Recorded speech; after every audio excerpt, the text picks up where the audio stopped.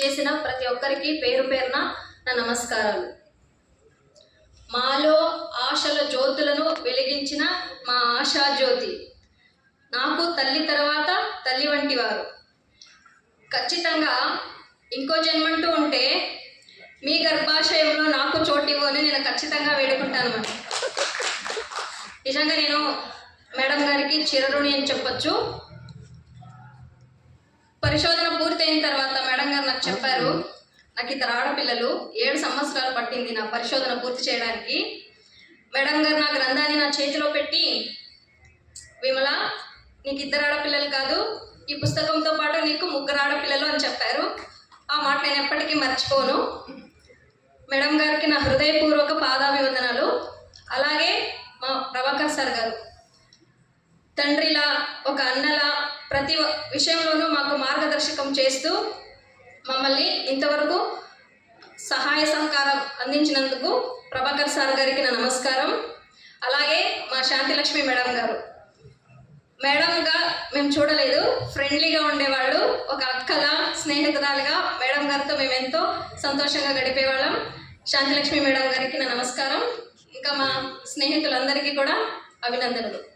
నా అంశం వచ్చి ఆశారేకి ఆశాజ్యోతి బతుకు నవల సామాజిక అంశాలు. ఇక్కడ సామాజిక అంశాలు తీసుకుంటే చాలా వరకు ఉన్నాయి, అందులో నేను కొన్ని మాత్రమే తీసుకున్నాను.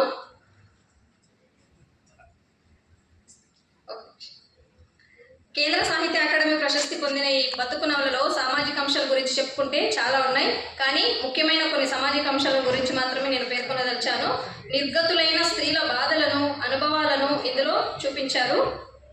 ఈ బతుకు కేవలం ఒక నవల మాత్రమే కాదు, ఇది ఒక సాంస్కృతిక టెక్స్ట్ కూడా అని చెప్పవచ్చు. ఇందులో దారిద్ర్యం, మౌఢ్యం, మొగ్గత్వం, వారి సమస్యలకు కారణాలు అని చెప్పవచ్చు. గుడిసెల జీవితాల్లోని సుఖదుఖాలు, ఆప్యాయతలు, సమస్యలు, సంకటాలు, రీతి రివాజులు, మూఢనమ్మకాలు, ఆచారాలు, సంప్రదాయాలు ఈ బతుకు నవలలో మనకి కళ్ళకు కట్టినట్లుగా చూపించారు. ఇక్కడ చుంచూరు గ్రామదేవతకు ఆడపిల్లల్ని జోగినిగా చేయడం, అలాగే హీరోడే దేవుడిని మొక్కడం ఇక్కడ సామాజిక అంశాలుగా మనకి కనిపిస్తుంది. అలాగే స్త్రీ గురించి తీసుకుంటే కార్యేషు దాసి, కరణేషు మంత్రి, భోజేషు మాత, శయనేషు రంభ, క్షమయా దరిద్రి, ఇలా స్త్రీని ఎంత పొగిడినా తక్కువే. కొన్ని సంవత్సరాలు వెనక్కి వెళితే స్త్రీని పని మనిషిలా చూసేవారు.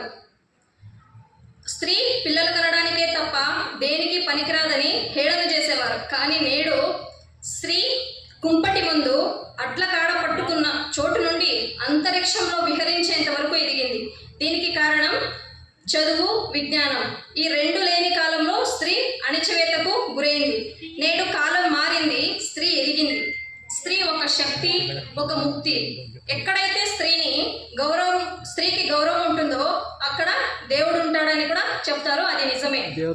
స్త్రీ పాత్రల గురించి చెప్పుకుంటే చాలా ఉన్నాయి. మల్లవ్వ, శాణమ్మ, ఇలా ఈ బతుకునలో చాలా వరకు ఉన్నాయి, కానీ అవన్నీ మనం పుస్తకాల్లో చదువుకున్నాం కాబట్టి ఇక్కడ సమయాభావం వల్ల నేను ముగిస్తున్నాను. ప్రతి ఒక్కరికి అవకాశం ఇచ్చినందుకు నేను ధన్యవాదాలని చెప్పుకుంటూ ముగిస్తున్నాను. జై తెలుగు తల్లి, జై హింద్.